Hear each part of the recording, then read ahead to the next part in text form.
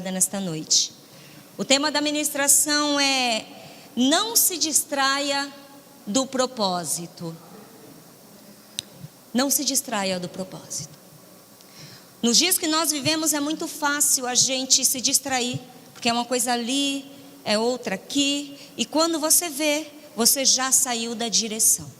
Então não se distraia do propósito. Tudo que Deus criou, exatamente tudo que Ele criou tem um propósito.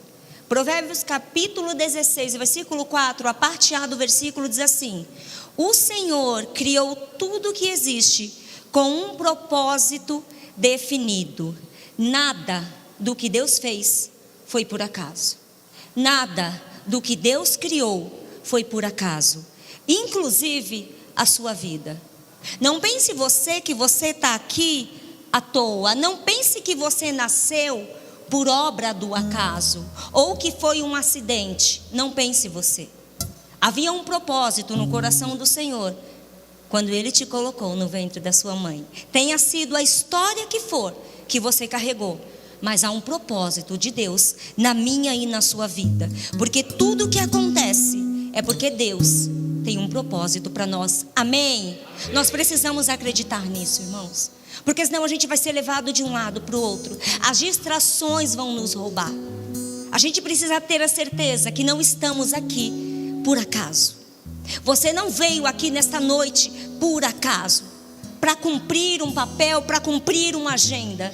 Você veio aqui porque é da vontade e está no propósito do Senhor que você estivesse sentado aqui.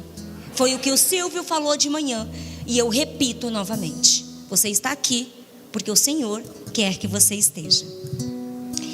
Eu sei, irmãos, que tem época na nossa vida, porque tem a minha, você é como eu, que mesmo a gente sabendo que Deus é forte, amém? Mesmo a gente sabendo que Ele é soberano, mesmo a gente sabendo que Ele é o Rei dos Reis e que Ele cumpre tudo que promete, porque nós sabemos disso. Mesmo a gente sabendo de tudo isso, existem momentos na nossa vida que a gente não consegue perceber Deus em meio ao cenário. Tem momentos que a gente não consegue ver a mão de Deus agindo ao nosso favor, e a gente tem a impressão de que a gente está sozinho. Existem situações que são tão difíceis, irmãos, que a gente fala: onde está Deus? Deus não está agindo, Deus não está fazendo, Deus não está aqui.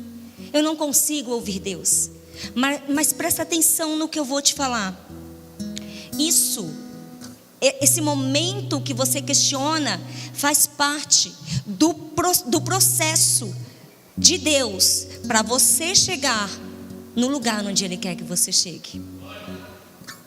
Esse cenário onde você fala: cadê a mão de Deus? Faz parte do processo dele. Ele está nos aperfeiçoando, Ele está forjando a nossa fé. Felipe falou aqui de confiança no Senhor. Silvão ministrou sobre relacionamento, sobre confiança no Senhor. Cenário difícil serve também para que o propósito do Senhor se cumpra na nossa vida. Na intercessão, o Felipe leu 2 Crônicas capítulo 15, versículo 7.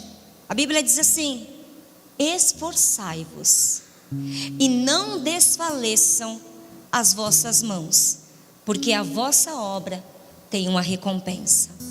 Irmãos, eu sei que existem momentos que a gente fica cansado.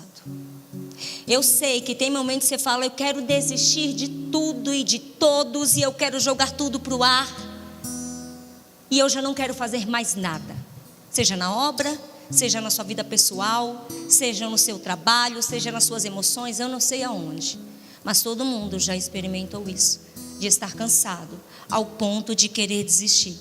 Mas mesmo que você esteja cansado, não pare.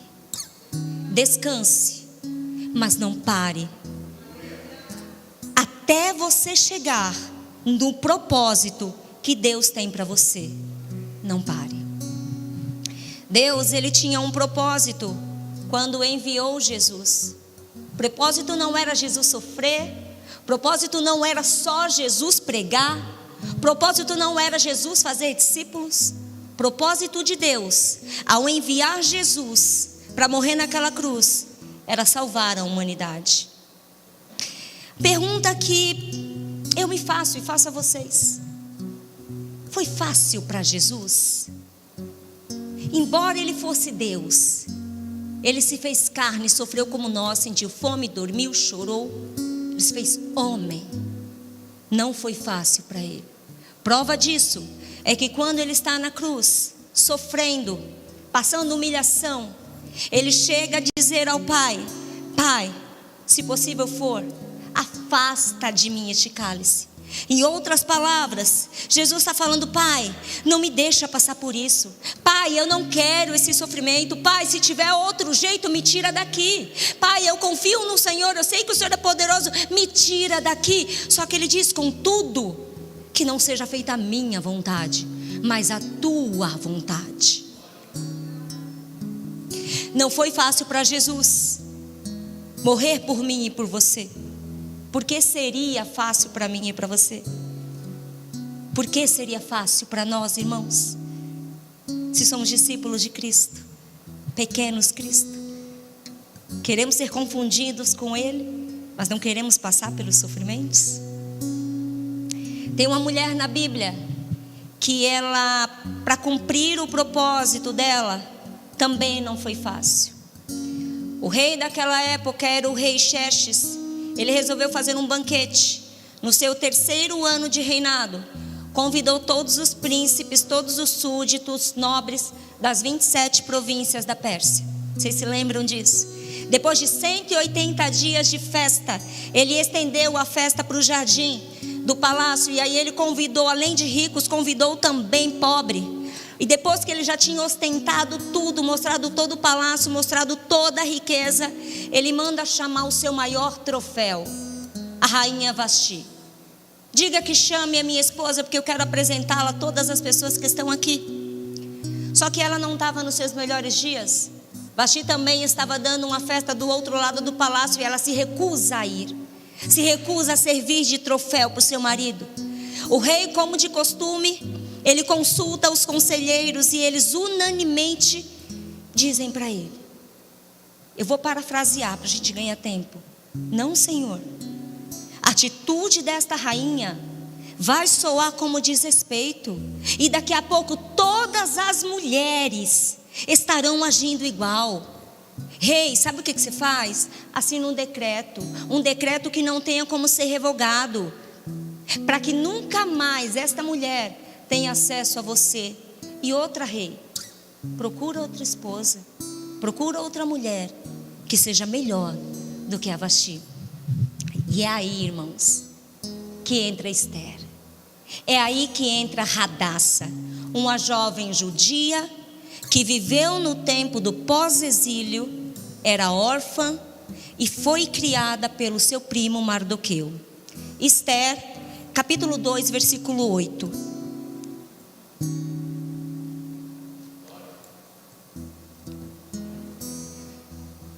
Assim que a ordem, eu vou ler na versão King James.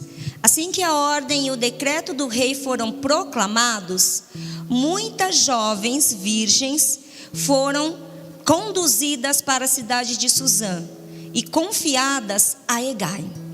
Esther também foi levada para o palácio do rei e colocada sob os cuidados deste homem, responsável pela casa das mulheres. Então, Vasti foi expulsa, não tinha mais acesso ao rei. O rei resolve chamar todas as mulheres. E Esther, depois de passar um ano se produzindo, se preparando, se embelezando, se apresenta para o rei. Esther vai diante do rei. No versículo 17, a Bíblia diz que o rei se apaixonou por Esther e a amou mais do que todas as mulheres do seu harém. E ela conquistou a sua aprovação e o seu favor mais do que todas as virgens. Por isso, ele decidiu colocar sobre a cabeça de Esther a coroa real da Pérsia e a constituiu rainha em lugar de Vasti. Talvez você pense assim: uau, que propósito lindo na vida de Esther, da pobreza à riqueza, de plebeia a rainha. Ela que não tinha nada, agora ela tem tudo. Parece até um conto de fadas, ou uma novela do México, em que a mulher é pobre e o homem mais rico se apaixona por ela. Ou ela é pobre, mora num lixão, e ela vai descobrir que o pai dela é o dono, é o prefeito, é o presidente, é tudo. Não parece? Mas não é assim que as coisas funcionam, irmãos. Não é desse jeito que as coisas, que o Senhor trabalha. E sabe por que não? Porque o propósito que Deus tem para você, presta atenção, o propósito que Deus tem para cada um de vocês envolve também a sua família. Não é só sobre vocês. Envolve também pessoas do seu trabalho. O fato desta igreja estar implantada aqui, o propósito de Deus, não somos apenas nós. O propósito do Senhor, colocando esta igreja nesse bairro, inclui todas as regiões. Na vida de Esther não era diferente. Na vida de Esther, o propósito que Deus tinha para ela envolvia todo o povo que corria um risco de morte. Mas Esther estava num bom lugar. Esther estava num lugar confortável. E esse lugar de conforto, irmãos, esse lugar de conforto que Esther estava, que nós muitas vezes estamos, pode nos levar a uma distração. Olha o tema: não se distraia do propósito. Eu quero falar sobre 2 lugares que podem nos distrair do propósito.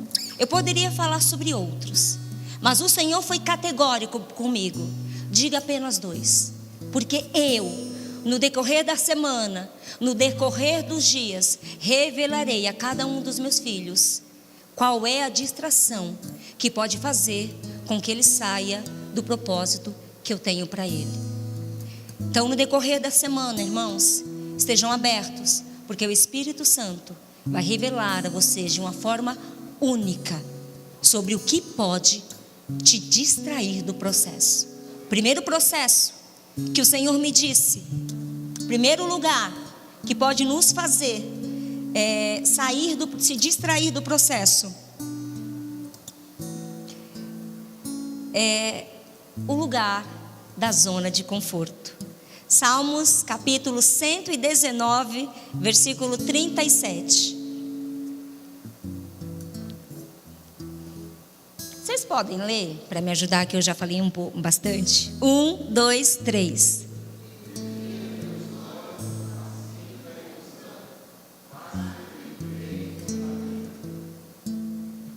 Desvia os meus olhos do fascínio da ilusão. Em outra versão, não permita que os meus olhos contemplem a vaidade. Lugar confortável vai fazer com que você contemple o que é passageiro e deixe de viver o propósito que Deus tem para você. Filipenses capítulo 3, versículo 12 e 13 diz assim: eu não estou querendo dizer que eu já consegui tudo o que eu quero. Filipenses 3, 12. Não estou querendo dizer que eu já consegui tudo o que eu quero ou que já fiquei perfeito, mas continuo a correr para conquistar o prêmio, pois para isso já fui conquistado por Cristo Jesus. É claro, irmãos, que eu não penso que já consegui isso. Porém, uma coisa eu faço: esqueço aquilo que fica para trás e avanço para o que está na minha frente. Paulo, ele está falando aqui do crescimento espiritual do cristão, tá? Eu sei que eu ainda não alcancei o objetivo da semelhança de Cristo. Estou só contextualizando. Eu sei que eu não sou perfeito. Eu sei. Mas uma coisa eu tenho certeza, Paulo está falando: eu não vou parar. Eu não vou estacionar, eu não vou estagnar, eu não vou me acomodar. Eu vou perseguir rumo ao propósito que Deus tem para mim. Eu sei que eu não cheguei lá, então eu vou deixar o que passou. Eu não vou ficar olhando para trás e querer ficar voltando. Não, eu olho para frente, eu olho para o alvo e eu vou prosseguir. É isso que Paulo está falando. Irmãos, a zona de conforto, ela é você pegar um quadrado fazer isso aqui, ó. Aqui, ó. Eu estou num quadrado. Tá vendo aqui? Essa é a minha zona de conforto. Eu não posso sair para lá, eu não posso sair para cá, e eu não posso sair para nenhum lado. Aquele é o meu limite. Só que, irmãos, Deus é grande demais para ficar só nesse espaço. Deus quer a gente fora desse pequeno espaço para poder seguir na direção que Ele tem para cada um de nós. Se Abraão tivesse ficado naquele quadrado com os parentes, lembra que o Senhor falou para ele: sai da tua terra, da tua parentela, vai para onde eu vou te mostrar. Se ele tivesse ficado ali naquele quadrado, ele não teria sido feito pai de multidões. Se Paulo tivesse ficado no seu quadrado, o evangelho poderia ter demorado mais para chegar até os gentios. Se Filipe tivesse chegado no seu quadrado, na sua zona de conforto, pregando e as pessoas parando para ouvi-lo, talvez o eunuco não tivesse se convertido. Percebe o perigo de você ficar preso num quadrado, preso numa zona de conforto? É não fazer o que o Senhor te chamou para fazer. Se Jesus tivesse ficado no quadrado dele, com toda a certeza, nós não estaríamos aqui. Glória a Deus por essas pessoas que avançaram, que romperam, que não se permitiram estacionar numa zona de conforto e seguiram rumo ao propósito que Deus tinha para cada uma delas. Segundo lugar que pode nos distrair do propósito é o lugar da dor. Jó, capítulo 10, versículo 18 e 19, a Bíblia diz assim: ó Deus, por que me deixaste nascer? Eu deveria ter morrido antes mesmo que alguém me visse. Eu teria ido do ventre da minha mãe para a sepultura. Teria sido como se nunca tivesse existido. Propósito na vida de Jó não era que ele sofresse. O propósito na vida de Jó, de Deus na vida de Jó, era eliminar da vida dele toda a autojustificação. Era conduzir Jó a uma plena confiança em Deus. Esse era o propósito do Senhor na vida de Jó. Só que existia um momento de dor na vida de Jó tão grande que ele parou ali no lugar. Ele não estava no quadrado, ele não estava na zona de conforto, nada confortável, pelo contrário, ele foi para um outro extremo. Ele parou ali num lugar de dor tão intensa, irmãos. Depois de perder filhos, depois de perder bens, depois de perder a saúde, ele chega a duvidar do propósito da vida dele. Ele chega a questionar: por que eu existo? Já que era para eu passar por tudo isso, por que o Senhor me tirou do ventre da minha mãe? Porque a dor era muito intensa. Ele chega a dizer: porque eu nasci. A dor, ela pode fazer a gente perder a visão do propósito. Jó, ele não estava olhando o propósito de Deus nesse momento. Ele estava apenas sentindo aquela dor. Ele estacionou ali por um momento e viveu e remoeu e se questionou, até que ele faz essa pergunta para o Senhor: será que é só Jó? Irmãos, quantos de nós também não estacionamos nesse lugar de dor? José, se tivesse ficado no fundo do poço ali o tempo todo, mesmo que tivesse saído dali o tempo todo, ele ficasse remoendo: meus irmãos me abandonaram, me venderam, e não tivesse seguido rumo ao propósito que Deus tem para ele, José teria sido governador. Percebe? É um risco você estacionar no lugar da dor. Não estou dizendo que você tenha que ser forte. A gente precisa passar pelo processo, mas entendeu, viveu. Eclesiastes 3, há um tempo certo determinado para todas as coisas. Filipe falou: o choro dura uma noite, mas a alegria vem pela manhã. Passou, seguimos rumo ao que Deus tem para nós. A dor pode te fazer sim perder a visão do propósito. Porém, você precisa lembrar que você não é obra do acaso e que a sua vida não termina ali. Salmos capítulo 139, versículo 16. Teus olhos viam meu embrião, e em teu livro foram registrados todos os meus dias, prefixados, antes mesmo que um só deles existisse. Independente do que está acontecendo com você, independente do que você está passando, irmãos, seja bom ou não tão bom, Deus tem um propósito para cada um de nós, amém? E a dor não pode anular isso. Deus tem um propósito, e a dor que você se encontra talvez hoje, por pior que ela seja, por mais intensa que ela seja, ela não anula o propósito de Deus para a sua vida. Percebe, irmãos? Olha só, eu já estou finalizando. De um lado, eu tenho a segurança humana. De um lado eu tenho a zona de conforto. De um lado eu tenho tudo que eu preciso. E aí eu estou vivendo aquela zona de conforto e não quero sair dali porque eu estou protegida dentro do meu quadrado. E o confortável faz com que eu só consiga olhar para mim.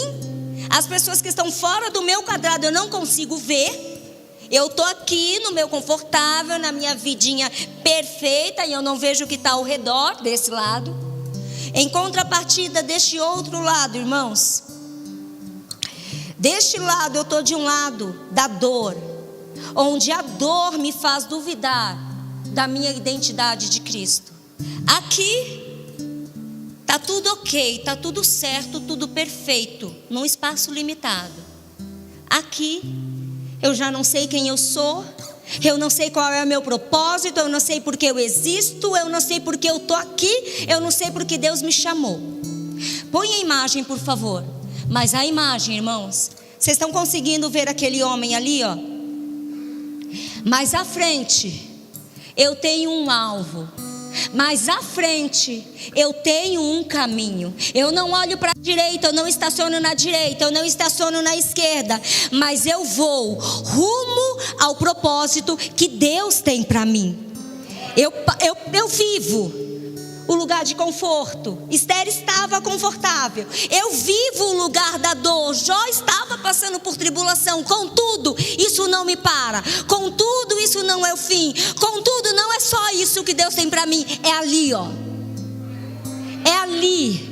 Rumo à cruz, rumo ao alvo, rumo a Jesus, que eu prossigo a carreira, a corrida que me está proposta. Voltando para Esther, eu gostaria muito de falar dos 10 versículos de Esther, mas a gente não tem tempo para isso, irmãos. 4 anos depois que Esther é coroada rainha, Amã, um amalequita, o homem arrogante, vaidoso, obstinado, egoísta, foi nomeado primeiro-ministro e estava acima de todos os oficiais. Todos se curvavam diante deste homem, exceto Mardoqueu. Exceto o homem que criou Esther. Quando Amã soube disso, ele ficou enfurecido, ficou indignado. E aí ele resolveu tramar um plano para tirar não só a vida de Mardoqueu, mas de todo o povo judeu. E aí ele conseguiu liberação do rei. O plano de Amã era matar todos os judeus em um único dia. Não era matar aos poucos, perseguir aos poucos. Era em um dia exterminar todos os judeus. Mardoqueu, ele se revolta, ele rasga suas vestes, ele se suja de cinza, ele vai para o palácio, mas não encontra Esther. Ele vai para a praça, Esther descobre, manda uma pessoa ir até o seu primo, levar roupas e procurar saber o que está acontecendo. Mardoqueu conta tudo para esse oficial, ele vai leva o decreto que o rei assinou, leva até Esther. Esther devolve a resposta para o seu primo. Esther capítulo 4, versículo 11. Esther diz assim: ninguém, seja homem ou mulher, pode entrar no pátio de dentro do palácio para falar com o rei, a não ser que tenha recebido ordem para isso. A lei é esta: quem entrar sem licença do rei será morto, a não ser que o rei estenda o seu cetro de ouro para essa pessoa. E já faz um mês que o rei não manda me chamar. Esther está falando assim: eu não tenho como, primo, eu não tenho como te ajudar. Ou seja, eu estou aqui na minha zona de conforto, mas assim, eu gostaria de te ajudar. Eu gostaria de poder ir até o rei e ver o que eu posso fazer, mas assim, você sabe quais são as leis? Você conhece, só que para quem ele estende já tem mais de um mês que ele não me chama. Olha a resposta de Mardoqueu. Esther capítulo 4, versículo 13 e 14 na versão NTLH. Mordecai mandou o seguinte recado para ela: não pense que por morar no palácio, só você, entre todos os judeus, escapará da morte. Se você ficar calada numa situação como esta, do céu virão socorro e ajuda para os judeus, e eles serão salvos. Do céu vai vir socorro, você pode ficar quieta, mas do céu virá socorro. Eu me perdi aqui, que ali eu não enxergo muito bem. Serão salvos, porém você morrerá e a família do seu pai desaparecerá. Mas quem sabe, talvez você tenha sido feita rainha justamente para ajudar numa situação como esta. Aqui está o propósito de Esther. Não era riqueza, não era conforto, não era poder, não era segurança. Não pense que Deus falou assim: ai, Esther perdeu a mãe e o pai, vou dar a ela uma família. Não, não. Propósito de Deus envolve outras pessoas. Deus não é egoísta. Deus não cria filhos mimados. Deus não dá o que pedimos, dá o que precisamos, o que é melhor para nós. Tudo começa nele, tudo volta para ele, tudo é dele. Não é sobre nós, é sobre ele.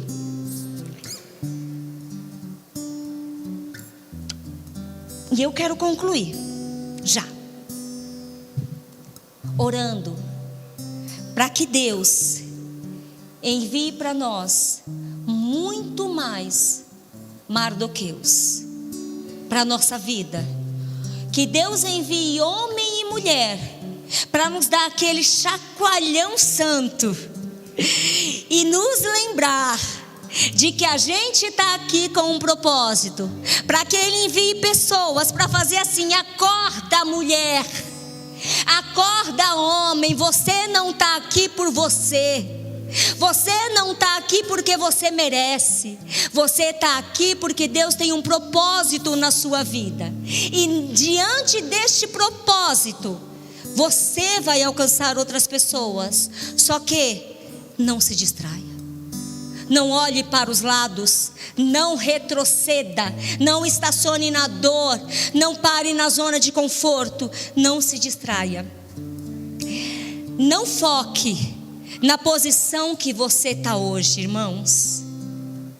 Não foque onde você está hoje. Seja aqui ou seja aqui. Eu não sei onde você está. Esther chegou aqui.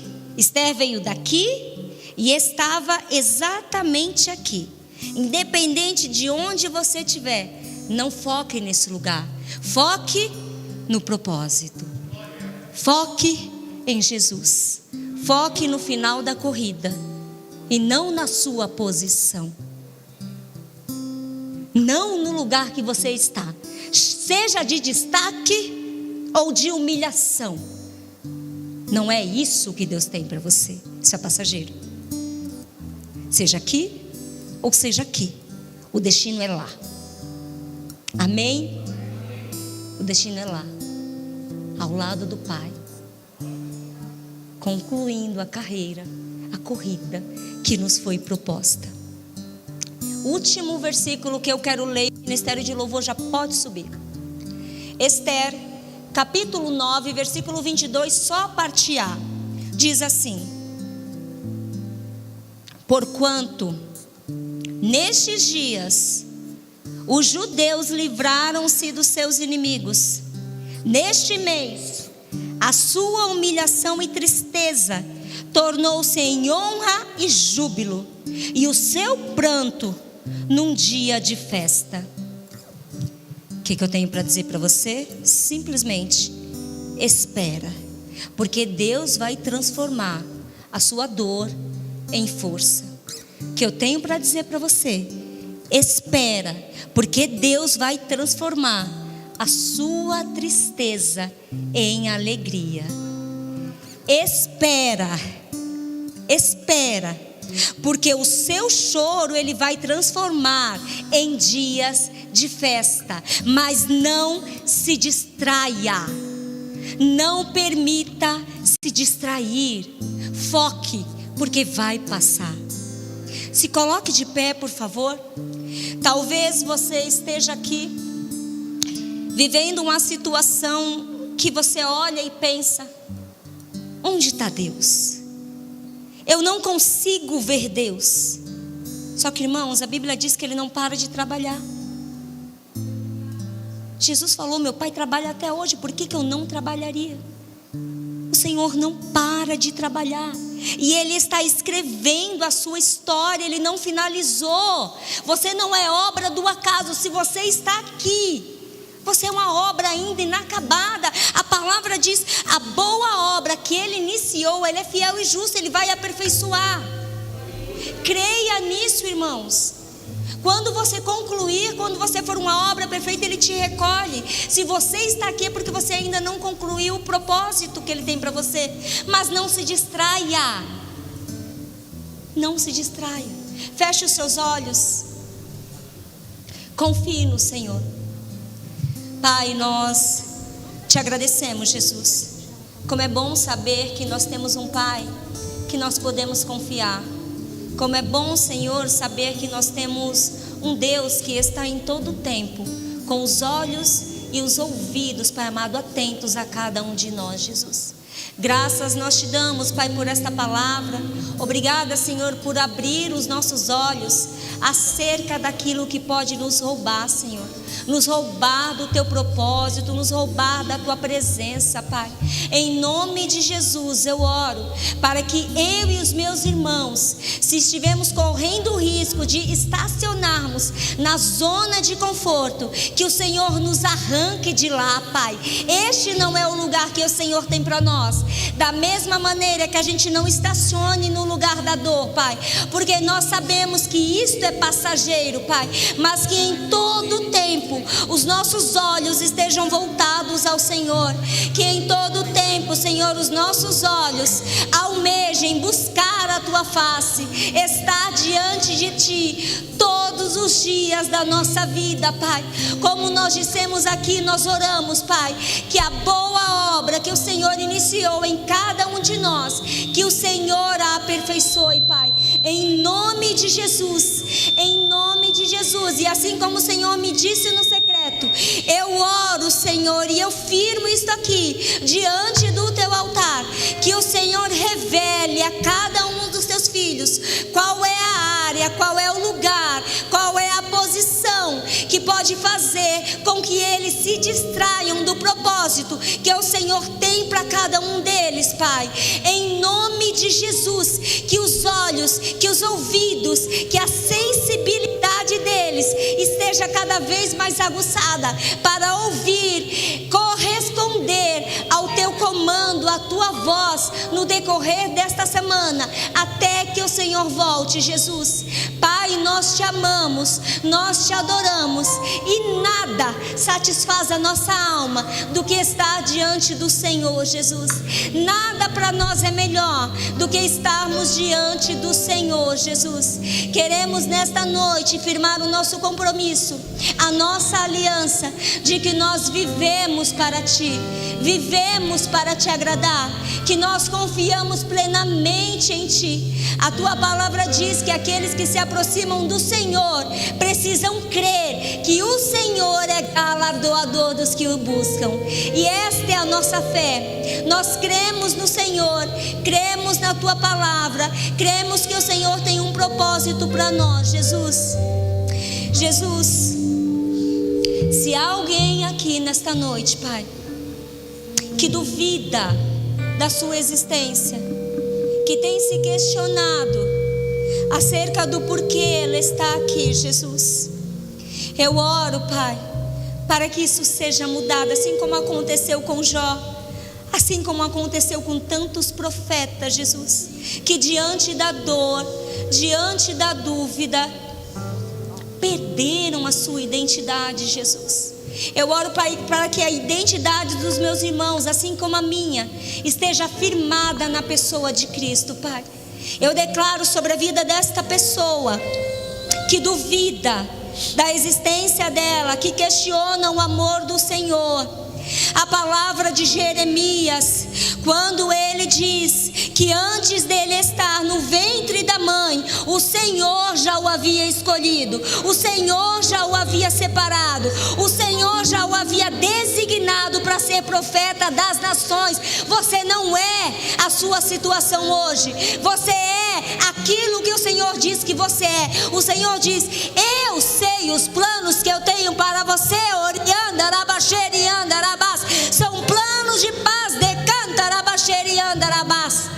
não é a dúvida que está no seu coração. Os planos do Senhor são melhores do que os seus. Toda dúvida, em nome de Jesus, toda força do inferno que tenta roubar a identidade dos seus filhos, nós declaramos: sai agora em nome de Jesus, sai em nome de Jesus. Eu declaro que sobre a mente desta pessoa só vem o que é nobre, só vem o que é puro, só vem o que é amável, só vem o que é de boa fama. Eu declaro que os pensamentos desta pessoa são os pensamentos do alto, e Satanás não pode roubar isto, em nome de Jesus, em nome de Jesus. Amém. Aplaudam ao Senhor. Jesus é bom, Jesus está aqui.